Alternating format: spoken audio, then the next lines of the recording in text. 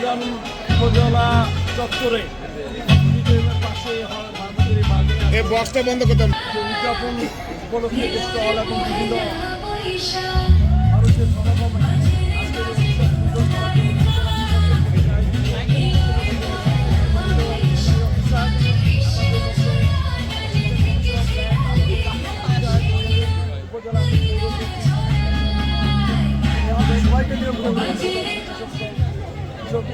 শ্রমিক দল সকল সাংবাদিক ভাইয়েরা, আমাদের সকল ছোট্টমণিরা, আমাদের সকলকে আমি ধন্যবাদ জানাই যে নন্দীগ্রামের এই কালচার এবং কৃষ্টি ধরে রাখার জন্য আমরা যে প্রচেষ্টা হাতে নিয়েছি, আমরা যুগ যুগ ধরে এটাকে বাস্তবায়ন করতে চাই।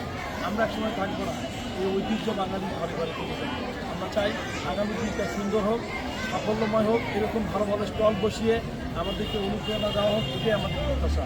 এই বলেই আমার কথা বলা শেষ করছি। এটা আলোচনাভাবে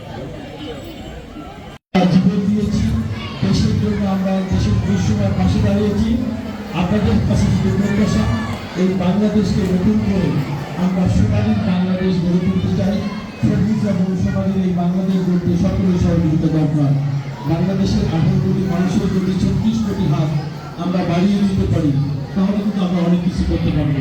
আজকে এখানে আমাদের বিভিন্ন ধর্মের বর্ণের মানুষ আমরা একসঙ্গে পরিচিত হয়েছি। মুসলমান ধর্মের সম্পর্কে আসসালামু আলাইকুম, সনাতন ধর্ম সম্পর্কে আমার আলাদা।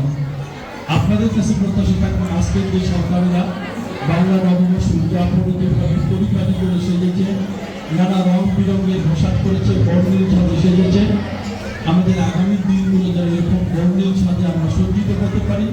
বাংলাদেশকে নতুন রূপে দেখতে গেলে মাননীয় প্রধানমন্ত্রী যারা তারেক রহমান বাংলাদেশকে গড়ার জন্য যে প্রত্যয় নিয়েছেন, আসলে আমরা সকলে ধর্ম নির্বিশেষে বাংলাদেশকে সুন্দর করার যে প্রত্যাশা তিনি কাজ করছেন, সেটাকে আমরা সাধুবাদ জানাই।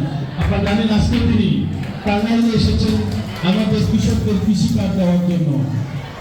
কৃষি কার্ডের উদ্বোধন হচ্ছে।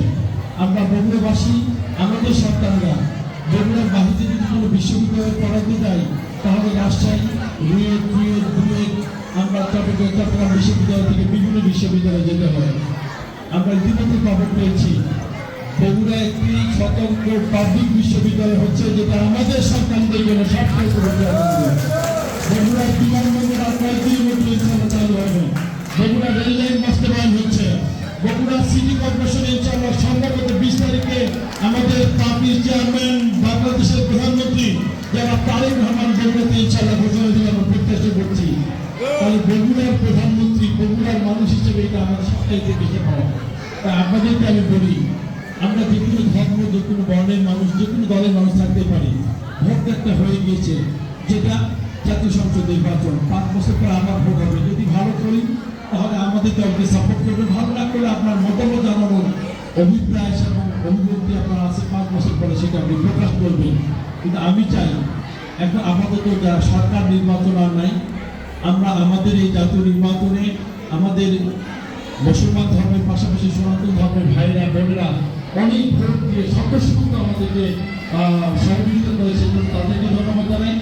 তারা সবাই আমাদেরকে ভোট দিয়েছে। আমি শুধু ব্যক্তিগতভাবে শুধু বিএনপি না, আমি আপনার সভাপতি হিসেবে এই কাহারু নন্দীগ্রামকে মডেল করতে, নন্দীগ্রামের বিশ্বজ্জা হসপিটাল সহ আমাদের কাহারু এবং বিদ্যুৎ হসপিটালকে 100 শয্যায় রূপান্তরিত করার প্রচেষ্টা ইতিমধ্যে শুরু করেছি। আমার স্বাস্থ্যমন্ত্রী সবার সাথে কথা হয়েছে এবং এই নন্দীগ্রামকে আধুনিক করতে আমি আপনাদের সহযোগিতা কামনা করছি। আসুন আমরা সবাই মিলে একসঙ্গে কাজ করি। আবার 5 বছরের পরে আপনাদের মূল্যায়ন হওয়ার সুযোগ আছে, যখনই আমাদেরকে অ্যাপয়েন্ট করে চলে যাবে। কিন্তু আমি চাই একটি সরকার সবেমাত্র হাতে করি, কেবলই মাত্র রানওয়েতে উঠেছে। আমরা দেখি যে বৈশ্বিক সমস্যার কারণে আপনারা দেখেছেন যে আমাদের ইরান এবং ইসরায়েলের মধ্যে যুদ্ধের কারণে মধ্যপ্রাচ্য পরিস্থিতি অনেকটা ভয়াবহ আমরা ধারণ হয়েছে। বাংলাদেশ সরকার, আমরা বলেছিলাম সেদিন তেলের দাম বাড়িয়ে দেন, এমপিরা সবাই বলেছিলাম, আমরা আমাদের যত এমপি ছিল বিএনপি সবাই বলেছে, কিন্তু মাননীয় প্রধানমন্ত্রী তার সেই কনফারেন্সে বললেন যে না, আপাতত তেলের দাম বাড়াচ্ছে না, বাড়ালে নয় 2-5 টাকা বাড়বে। আপনাদেরকে পাকিস্তানে 450 টাকা, 450 এখন পর্যন্ত দাম বাড়ায়নি। অন্যান্য দেশে এমার্জেন্সি চালু করা হয়েছে, অন্যান্য দেশে জরুরি কাজে অফিস আদালত অনেকে বন্ধ করে স্কুল বন্ধ করে দেওয়া হয়েছে, কিন্তু বাংলাদেশ সরকার প্রতিদিন হাজার হাজার কোটি টাকা ভর্তুকি দিচ্ছে আপনার আমাদের জন্য, তারপর তেলের দাম বাড়ছে না। এই পরিবেশ পরিস্থিতি অনেকে হয়তো দেখছে, তাই 200 টাকার বেশি তেল কিনবে না। এখন দেশের ক্রাইসিসে সেই বিবেকমান মানুষগুলো প্রতিদিন পেট্রোল পাম্পে 1000 টাকা তেল নেওয়া যায়। আমি তো সরকারকে বলতে চাই 3000 করে বলতে তেল দিয়ে দেবে, একটা বাইক করা যাবে না, 3000 এর নিচে তেল দেওয়া যাবে, সব বাইক করা গাড়ি দিয়ে। আমরা বাঙালি মানুষ এমন একটা স্বভাব, যেই জিনিসের দাম বাড়ে, যেই জিনিস বেশি পপুলার হয়, যেই ব্যবসাটা সবচেয়ে বেশি করবে ওটাকে সবার আগে ওটাকে থমকে দেওয়ার চেষ্টা করি। আসুন দেশকে সুন্দর করতে সবার সহযোগিতা অনাবিল সুখ আর শান্তি বয়ে নিয়ে আসুন, সবার জীবনকে রঙিন করে তুলুন, মানুষের না পাওয়ার প্রত্যাশাগুলো ভরিয়ে দিয়ে ভালোবাসাকে চাওয়ার প্রত্যাশা পূরণ করুন। এই হোক আমাদের নববর্ষের শুভেচ্ছা। সবাইকে ধন্যবাদ। আসসালামু আলাইকুম। সবার জন্য শুভকামনা রইল। সবাইকে ধন্যবাদ। আপনাদের সকলের কাছে বলতে চাই, উপজেলা প্রশাসন আমাদের